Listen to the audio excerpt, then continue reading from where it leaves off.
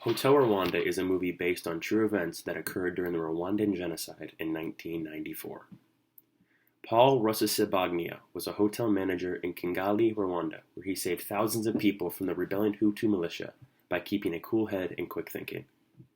Hotel Rwanda is a suspense-filled, on-the-edge-of-your-seat film, but uses historical facts and events, as well as perfect camera work and sound choice, to display the suspense that has viewers wanting more.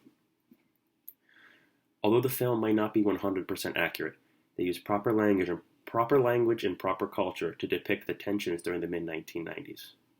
Throughout the film, there is a constant reminder of the tensions within the country by propaganda radio, as well as quick scenes of protests in the streets of Kigali, using proper slang, clothing, and symbols to represent the Hutu militia. As the film progresses and tensions within the country get higher and higher, the film begins quick cuts within the scenes to show the country at its breaking point. One example of this is when Paul was driving home from work. In the background, there is a small neighborhood on fire with people running around.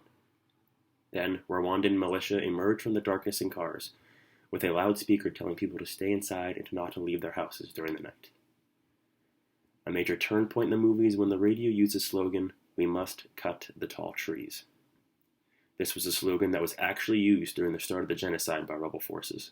They used this slogan because their main weapon was a machete, and those are mostly used to cut down large trees or bushes in the wild. They used this as a play on words as a reference to the Tutsis as they were in charge of running the country. The Tutsis were the tall trees, and they needed to be cut from the country. The camera work and sound choice play a very important role when building suspense in the movie. At the beginning of the film, Paul arrived at his house with the lights off and no one to be seen. The sound choice was minimal, but the film used screens of innocent people and gunshots from the rebel forces to make it seem that Paul was walking into almost certain death. Once he entered the house, subtle and eerie music and minimal dialogue was used until he found his family and friends hiding in a dark room. They also used music to spark emotion. There are many powerful scenes within this movie where the music and emotion go hand in hand. One example is when the supporting countries ultimately decided to leave the country and no longer provide help for the Rwandan people. They use slow Rwandan music throughout the entire sequence to have the viewer feel sympathy for those left behind.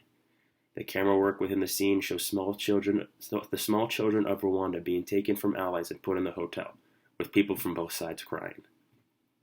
Knowing this decision will ultimately lead those left behind to be killed by rebel forces. The use of proper culture, language, native music to the people of Rwanda, and historical evidence, along with the incredible sound choice and camera work, make this movie one of the best films depicting genocide in the world and how it can diminish the people affected by it. It is personally one of my favorite movies and will be for a long time.